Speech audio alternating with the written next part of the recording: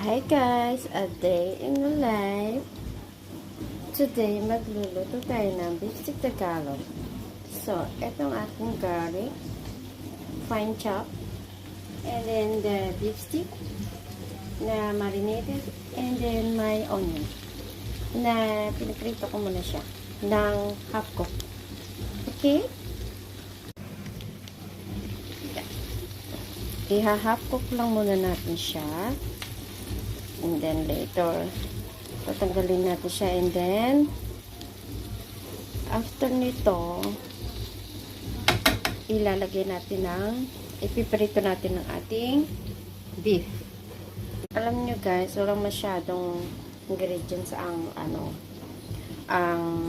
beef stick Tagalog. Ayan lang siya. Napaka-simple. Yes. So guys, tatanggalin na natin ang ating onion.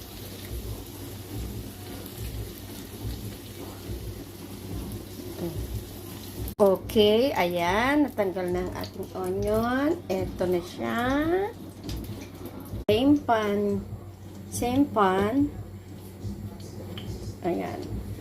Dinagdagan lang natin ng konting mantika pa.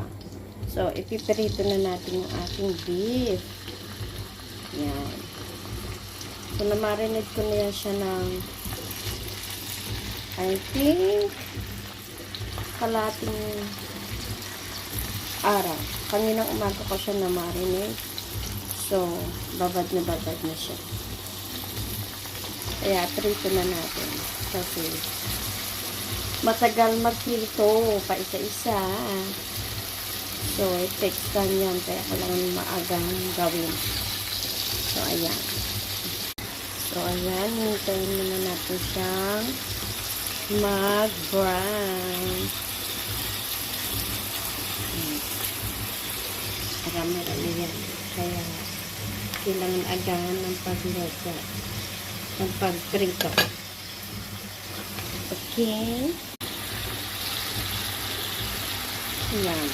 Dahil Sunday, so, kompleto kami. Tatlo.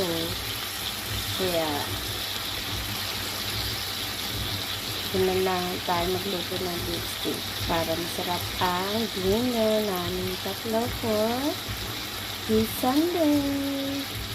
Okay guys, so paglaluto na yan siya, papakita ko na lang sa inyo yung finished product. Okay?